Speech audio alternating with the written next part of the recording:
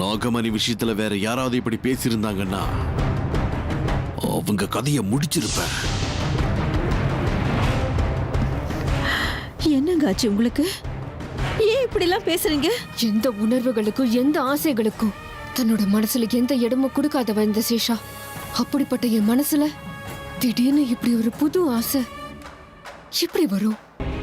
நான் எதுக்காக கீழே படுத்தேன்னு தெரியுமா?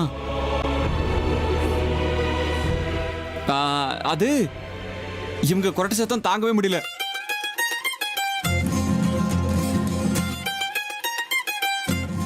என்ன எதிரிகளுக்கு நாகமணி எங்க இருக்குங்கிற விஷயம் தெரிஞ்சு போச்சா? பயணிக்க ஆரம்பிக்கிறாங்கன்னா அவங்க நாகமணி இருக்கிற இடத்துக்கு போக போறாங்கன்னு தானே அர்த்தம்.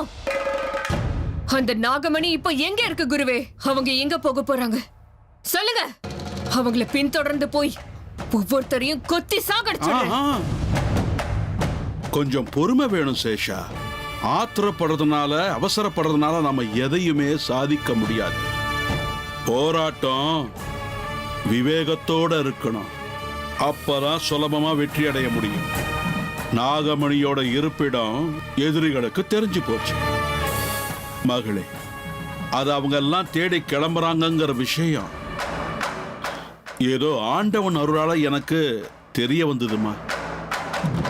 அது எங்க இருக்கு, எந்த இடத்துல இருக்குங்கிறதெல்லாம் சர்வ சக்தி படைச்ச அந்த பரமேஸ்வரனுக்கு மட்டும்தாம்மா தெரியும். எனக்கு தெரியாது மகளே. அப்படின்னா அந்த இடம் எங்க இருக்குன்னு எப்படி கண்டுபிடிக்கிறது? அதுக்கு ஏதாவது ஒரு வழி நிச்சயம் இருக்கணும் இல்லையா? கண்டிப்பா ஒரு வழி இருக்கும் சேஷா. மனம் இருந்தா மார்க்கம் நிச்சயம் இருக்கும்.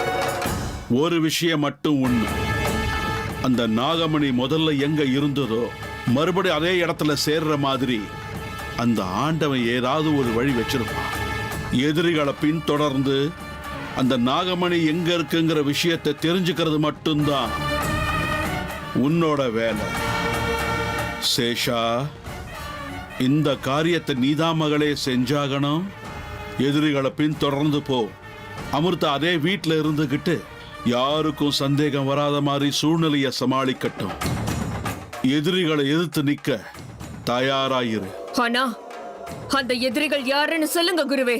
சேஷா, அவங்க யாருங்கிறதுக்கான அறிகுறி உனக்கு சீக்கிரமே கிடைக்கும். அப்ப நான் கிளம்புறேம்மா. ஓம் நம சிவாய. எல்லாம் நல்லபடியா நடக்கட்டும்.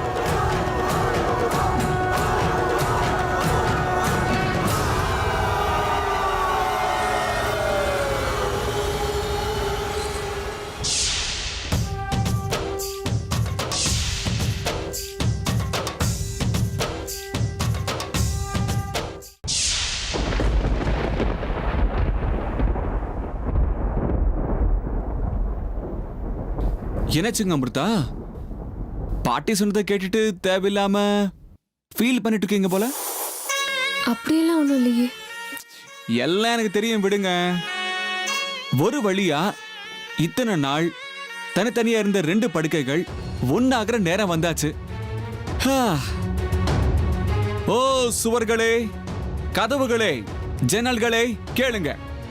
இத்தனை நாளா நீங்க எல்லாரும் என்னோட விருக்க தாபத்துல இருக்கிற கீதத்தை மட்டும்தான் கேட்டீங்க. ஆனா இனிமே நானும் என் மனைவியும் சேர்ந்து பாட போற டுவேட் சாங்கெல்லாம் கேட்டுக்கிட்டு சந்தோஷமா இருங்க. கரெக்ட் தானுங்க அமிர்தா? பாட்டி சொன்னதா நீங்க சரியா காதுல வாங்கிக்கிட்டீங்கல்ல? நாளைக்கு நாளன்னைக்கு வீட்டுல பந்தக்கால் பூஜை பண்றாங்க. இத பத்தி இப்பதாங்க நான் முதல் முறையா கேள்விப்படுறேன். இப்படி ஒரு பூஜை எனக்கு தெரியாது. இது ஒரு மாதிரி ஸ்பெஷலான பூஜை தாங்க. அதாவது மறுபடியும் கல்யாணம் பண்ணிக்கிற மாதிரி வச்சுக்கோங்களேன்.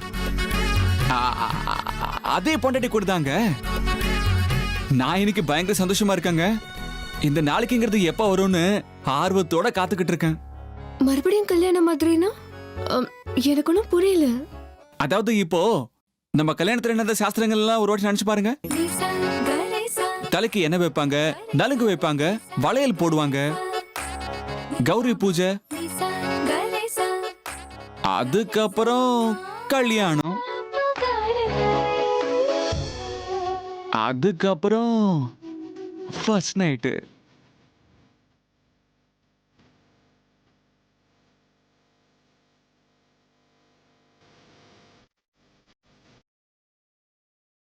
எனது முதல் இரவா? கல்யாணமாகி 1 வருஷம் ஆக போகுது. அப்புறம் என்ன இந்த முதல் இரவெல்லாம்? Stop stop stop stop stop stop. கல்யாணமாயி 1 வருஷம் ஆயிருக்கலாங்க. ஆனா நம்ம 2 பேருக்கும் இன்னும் ஃபர்ஸ்ட் நைட் நடக்கல இல்ல. ஐயோ கடவுளே, அதுக்கு எதுக்கு இங்க இவ்வளவு கோவமா பாக்குறீங்க? நான் ஏதோ இருக்கிற சாஸ்திரத்தை சொன்னேன், அவ்வளவுதாங்க. இப்ப இதெல்லாம் தேவையா? தேவையோ தேவையில்லையோ அதெல்லாம் அப்புறம். நீங்களே ஒரு தடவை பழசையெல்லாம் நினைச்சு பாருங்க அமிர்தா. கல்யாணம் பண்ண நாள்ல இருந்து நம்ம 2 பேரும் முழுமையா எப்பவுமே சந்தோஷமா இருந்ததே கிடையாது.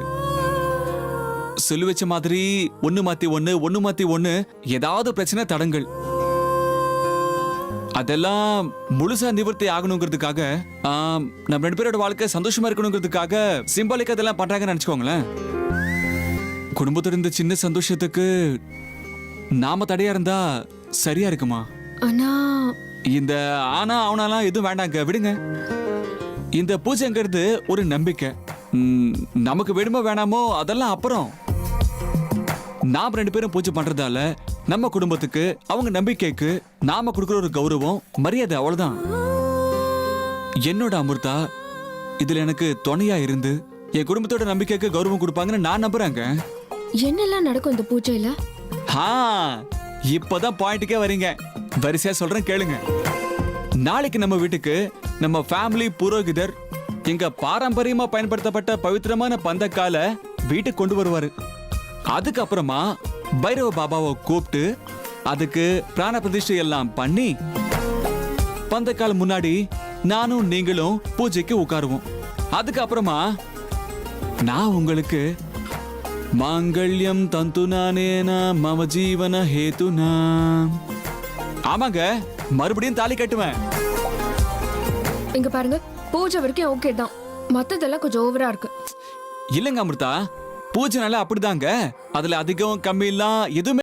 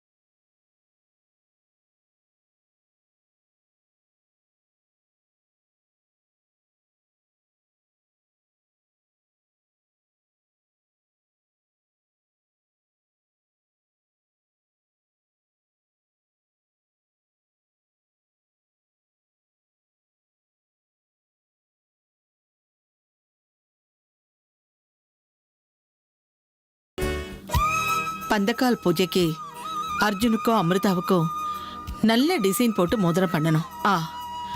அதுக்கு முதல்ல ஆச்சாரியை வீட்டுக்கு வர சொல்லணும்.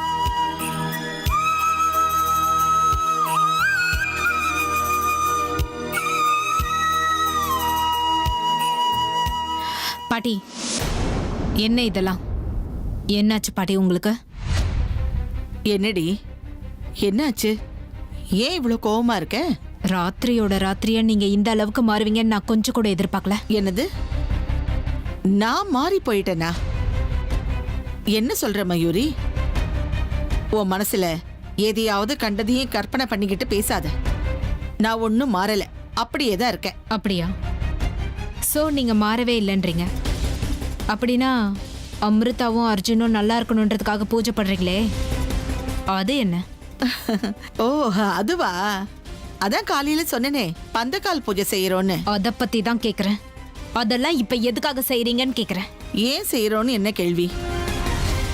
எனக்கு வயசாச்சு, எனக்கும் கொள்ளு பேரன் பேத்திய பார்க்கணும்னு ஆசை. அவங்களுக்கு கல்யாணம் ஆகி 1 வருஷம் ஆக போகுது. இன்னும் எந்த விசேஷத்தையும் அவங்க சொல்லல. அதுக்காக தான் இந்த பந்தக்கால் பூஜையை பண்ண வைக்கிறேன். இப்ப புரிஞ்சுதா? அதத்தான் பாட்டி நானும் கேக்குறேன். இப்ப எதுக்காக நீங்க இதெல்லாம் பண்றீங்க? என்ன மயூரி இப்படி கேக்குற? குழந்தைய இப்ப பெத்துக்காம வயசானதுக்கு அப்புறமா பெத்துக்க முடியும்? அதெல்லாம் இல்ல. இத்தனை நாள் எப்படியோ நான் சும்மா இருந்துட்டேன். இனிமே சும்மா இருக்க முடியாது. இப்படியே இருக்க அவங்கள விட மாட்டேன். அர்ஜுன் அமிர்தாவுக்கு ஒரு அழகான குழந்தை பிறக்கணும். அந்த குழந்தையோட அவங்க சிரிச்சு சந்தோஷமா வாழணும். அதுதான் என் ஆசை. இல்ல பாட்டி, உங்களுக்கு என்னமோ ஆயிடுச்சு. இது துரோகம். நீங்க செய்யறது துரோகம் பாட்டி. இதுக்கு நான் சம்மதிக்கவே மாட்டேன். நில்லு மயூரி. இத பாரு, எங்க யாரும் உன்னோட சம்மதத்தை கேட்கல. அர்ஜுனும் அமிர்தாவும் இந்த வீட்டு குழந்தைங்க. அவங்க 2 பேரும் பாலும் தேனும் மாதிரி. அவங்க சந்தோஷமா குடும்பம் நடத்தணும். அதுதான் எங்க எல்லாருடைய ஆசையும். அதை விட்டுட்டு தேவையில்லாம அவங்க விஷயத்துல நீ ஏடா கூடமா ஏதாச்சும் பண்ண, நான் சும்மா இருக்க மாட்டேன். அதுக்கப்புறம் உன்னை பொறுத்த வரைக்கும் இந்த பாட்டி கெட்டவளா மாற வேண்டியிருக்கும். ஜாக்கிரதை.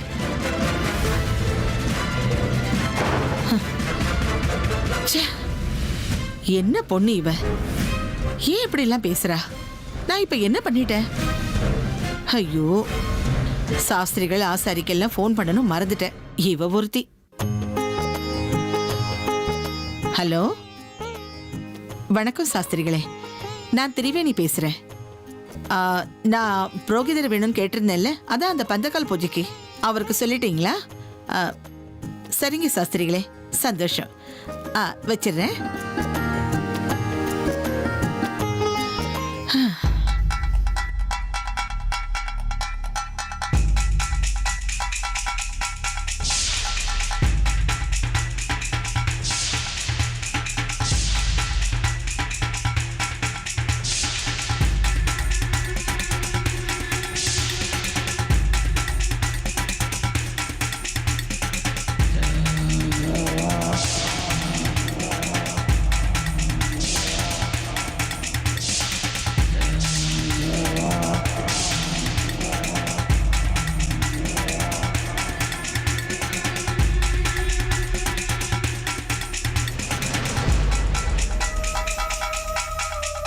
ஓஹோ, என்ன சாதுக்களோட பாதம் இதுவரைக்கும் என்ன தேடிட்டு வந்த மாதிரி இருக்கு?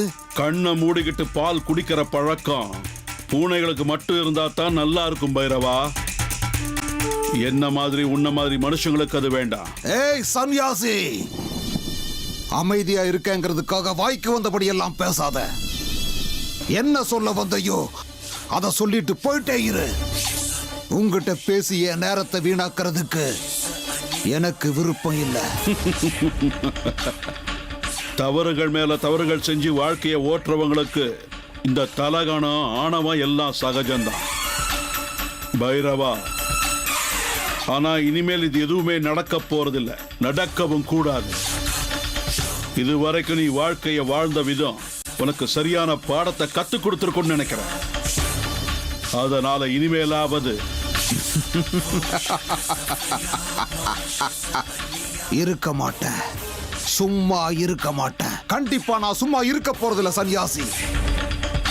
சும்மா இருக்கிறதுக்கா அவ்வளவு சித்திகளை நான் சம்பாரிச்சிட்டு இங்க வந்திருக்கேன்? அதிக பிரசங்கித்தனமா எனக்கு அறிவுரை சொல்றேன்னு என் விஷயத்துல தலையிடாத.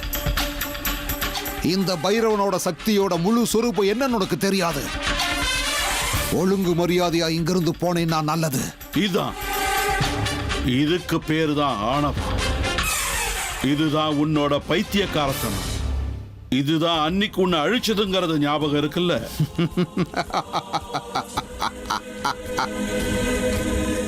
அந்த பழைய புராணத்தையே திரும்ப திரும்ப எத்தனை தடவை சொல்லிக்கிட்டு இருப்ப? இப்ப இந்த பைரவா புது சித்திகளை சம்பாதிச்சிருக்கான். புது திறமைகளும் புது சக்திகளும் என் உடம்பு பூரா நிறைஞ்சிருக்கு. இந்த பைரவனை தோக்கடிக்கிறது அவ்வளவு சுலபமான காரியம் இல்ல. பார்த்துக்கிட்டே இரு. 3 நாள், இன்னும் 3 நாளுக்குள்ள நாகமணியை என் கைவசப்படுத்தியே தீருவேன். அப்படி ஒரு வேளை இதுல நான் தோத்து போயிட்டா என் தலையை வெட்டி உன் பாதத்துல சமர்ப்பிக்கிறேன். இது அந்த மகாதேவ மேல ஆன.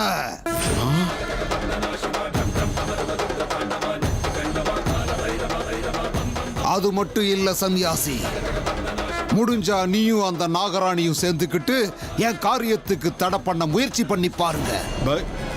உங்களால முடிஞ்சா என் முயற்சிகள் எல்லாத்தையும் நாசம் பண்ணுங்க.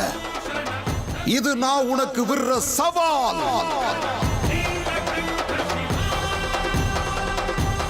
வேண்டாம் பைரவா, அந்த ஆண்டவன் போட்ட சட்டத்தை மீறி நடக்கிறதுக்கு நீ துணியாத. அது வேண்டாம் பைரவா. இத பாரு, நான் உனக்கு எச்சரிக்கை பண்றேன். ஜாக்கிரதை, அவஸ்தைப்படுவேன். ஏய், உன்னோட எச்சரிக்கையெல்லாம் உன்னோடவே வச்சுக்க. இந்த பைரவனை அழிக்கிறதுங்கிறது அவ்வளவு சுலபம்னு நினைச்சுக்கிட்டு இருக்கியா? நீங்க தோல்வியை தழுவ போற நேரம் இப்ப ஆரம்பிக்குது.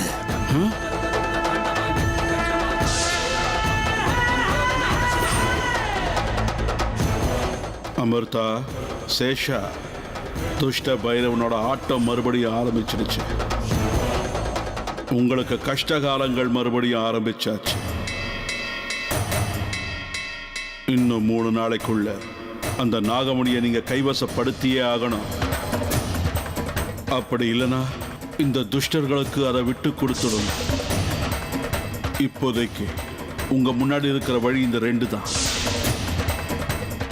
எல்லாம் ஈசன் விருப்பம். ஆண்டவா, நம்பி நம்மளை கைவிட மாட்டேங்கிற நம்பிக்கை எனக்கு இருக்கு. ஓம் நம சிவாய, ஓம் நம சிவாய.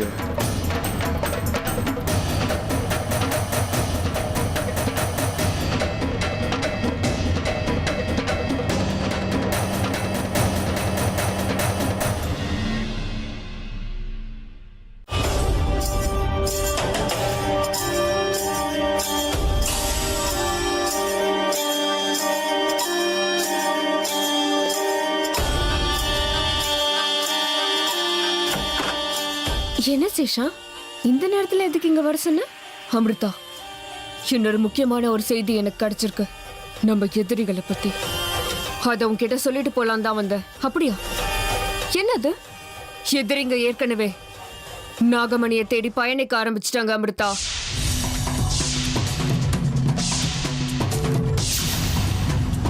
யார் அது? யார் அந்த எதிரிங்க சேஷா? பதட்டப்படாத. குரு மூலமா தான் இந்த விஷயம் எனக்கு தெரிஞ்சது. எதிரிங்க நாகமணியை தேடி ஏற்கனவே கிளம்பியாச்சு. பொறுத்திருங்க, உங்களுக்கே தெரிஞ்சிடும்னு சொன்னாரு. ஆனா அவர் சொல்ற எதிரிங்க வேற யாரா இருக்க முடியும் சொல்லு? நீயே யோசனை பண்ணி பாரு அமிர்தா. இந்த வீட்டை சேர்ந்தவங்க யாராவது இருக்கலாம் இல்லையா? எனக்கு அப்படி தோணல சிஷா. ஒருவேளை இந்த வீட்டு ஆளா இருந்திருந்தா இந்நேரத்துக்கு அது என் கவனத்துக்கு வந்திருக்கும். இந்த வீட்டுல எனக்கு தெரிஞ்ச அந்த மாதிரி எந்த விஷயத்தையும் யாரும் பேசி நான் பார்த்ததில்லை. அதுவும் இல்லாம நாளையில இருந்து இந்த வீட்டுல இன்னும் 3 நாளைக்கு ஒரு விசேஷ பூஜை நடக்க போகுது. எல்லாரும் அந்த பரபரப்புல இருக்காங்க. அதனால இந்த வீட்டு ஆளா இருக்கிறதுக்கு வாய்ப்பு. என்னது பூஜையா? என்ன பூஜை அது? அது என்னமோ எனக்கும் அதை பத்தி எதுவும் தெரியாது சிஷா. அது இந்த வீட்டு சம்பிரதாயம். நாங்க ஏதோ விசேஷமான பூஜைன்னாங்க. எல்லாரும் அதை ரொம்ப ஸ்ரத்தையோட பக்தியோட பாக்குறாங்க. எனக்கு இதெல்லாம் புதுசு இல்லையா? அதனாலதான் எனக்கு எதுவும் தெரியல. அப்படின்னா சரி, நீ இங்கேயே இருந்து இந்த வீட்டுல நடக்கிற ஒவ்வொரு விஷயங்களையும் கவனி. வெளியில எதிரிங்க போற இடத்துக்கு பின்தொடர்ந்து போய் அவங்க நடவடிக்கை எப்படி இருக்குங்கிறத பத்தி நான் ஒரு பார்வை பாத்துக்கிறேன். இருந்தாலும் நம்ம நிலைமை எப்படி ஆயிடுச்சுன்னு பாரு சேஷா. நம்ம உலகத்துக்கு சேர்ந்த சொத்து யாரோ செஞ்ச வஞ்சனையால நம்ம கிட்ட இருந்து தூரமா போய் நம்மளையும் நம்ம லோகத்தை விட்டு தூரமா வர மாதிரி பண்ணிடுச்சு. போகட்டும், அது கையில கிடைச்ச மாதிரி இருந்துச்சு. காணல் நீர் மாதிரி யாரோ செஞ்ச மாய வேலையால மறுபடியும் காணாம போய் கண்ணாமூச்சி ஆட்டம் ஆட வைக்கிறது. நம்ம பொருளை நாம் அடையறதுக்கு எவ்வளவு போராட வேண்டியிருக்கு பாத்தியா சேஷா? அதுவும் இல்லாம நம்ம மேல தப்பே இல்ல. நடந்து முடிஞ்சதை பத்தி பேசி எந்த பிரயோஜனமும் இல்ல. நாகமணி கெட்டவங்க கைக்கு போய் சேரக்கூடாது, அவ்வளவுதான். அதான் இப்ப நம்ம குறிக்கோள். ஆமா சேஷா, நாகமணி நம்ம சொத்து.